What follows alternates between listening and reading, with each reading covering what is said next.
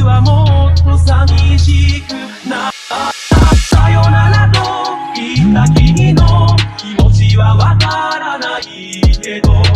いつもより眺めがいい左に少し戸惑ってるよもし君に一つだけ強がりをいるのならもう恋なんしないなんて言わないよ絶対こんな歯ブラシも一本捨てしまおう君の趣味で買った服ももったいないけど捨ててしまおう